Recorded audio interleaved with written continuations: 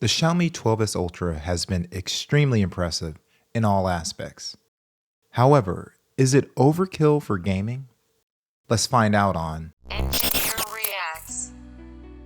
Now, the answer to the question before the jump is no. That is if you want super flagship camera performance. As we know, the Xiaomi 12S Ultra is an unbelievable camera system. However, it's also an outstanding gaming system. The Xiaomi 12S Ultra retails for $899, and that's not including the import tax. Now, to import it, it costs about $999. Now, performance has been stellar when it comes to video rendering, video compressing, but one of the things that it excels at is running games. So all my experience has been pretty fantastic. However, I will point out that since I did this test, I said, well, let me go ahead and try some of the other things. In addition to the Xiaomi 12S Ultra, I actually have in stock the Poco F4 GT gaming phone, and I also have the Poco X4 GT. Now, shout out to Juan Bagnell. He was the one that provided this demo, so I'll have a separate review for this unit as well. But I will say that right off the bat, if you want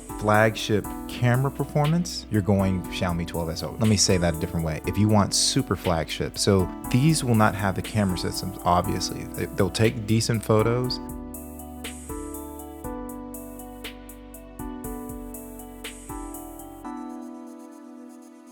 Now, I also want to further break down this category. With the new release or new update of the new world in Genshin Impact, it's kind of knocked out some of the older processors like the Snapdragon 865 and the Snapdragon 870, the current processor. If you're looking to play Genshin Impact with motion blur off and at all high settings and get about 55 to 57 frames per second, you're looking at these phones. You probably don't want to look at some of the, unless they're a gaming phone like this, you're going to be focused on the 8 Plus Gen 1 that's in the Xiaomi 12S Ultra, the well-cooled 8th Gen 1 that's in the Poco F4 GT, and the Dimensity 8100. So look for these type of products. So the Dimensity 8100, a Snapdragon 8th Gen 1 that's in a gaming phone, or the new 8 Plus Gen 1. So to put it simply, you would be paying $300 to $400 for this, $400 to $500 for an 8 Plus Gen 1, or a gaming 8th Gen 1, or a super flagship as far as camera performance. So let's get into some of the gameplay.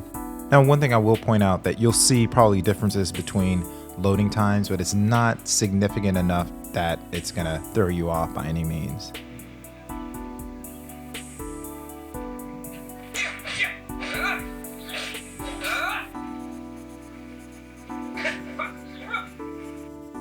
All right, so now I'm gonna pick up the Poco XGT, and also note that the Poco F4 GT has built-in triggers. So this is something that you'll have to ask yourself. Do you like the look of gaming phones? I'm not the biggest fan of the look of gaming phones, but I do love pop-up triggers. So Realme actually has a couple of phones that have pop-up triggers that don't have a traditional gaming look, but they actually perform very nicely. So it's great.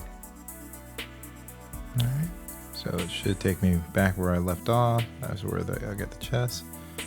So all right, now let's get the Poco X4 GT. And note, Genshin is pre-installed on the Poco X4 GT. Just to say it again, Dimensity 8100. So the new update is called Sumeru. Takes up a little more data, but it's a little more taxing then. Now, one thing I'll have to point out with this, again, it's the 8100, but it plays the game just as well as the other games. So it's a really good chipset. So I'm going to boost the performance.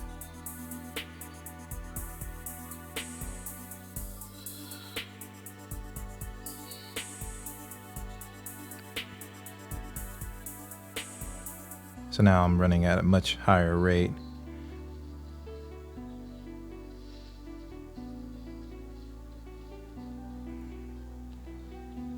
Again, this was just a quick video to kind of discuss some of the things that have kind of come down the pike. And I'll just say this, all these phones, as long as you're in the right mode set up, all three of these phones can, again, play this game at around anywhere from 54 to 59 frames per second.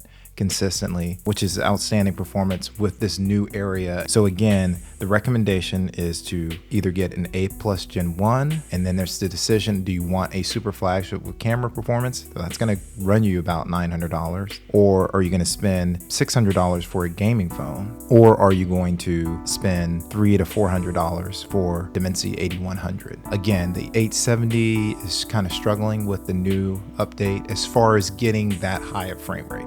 You're more than welcome to purchase one of those if you want to. If you want a more detailed review on any of these products, click here. And as always, we're out.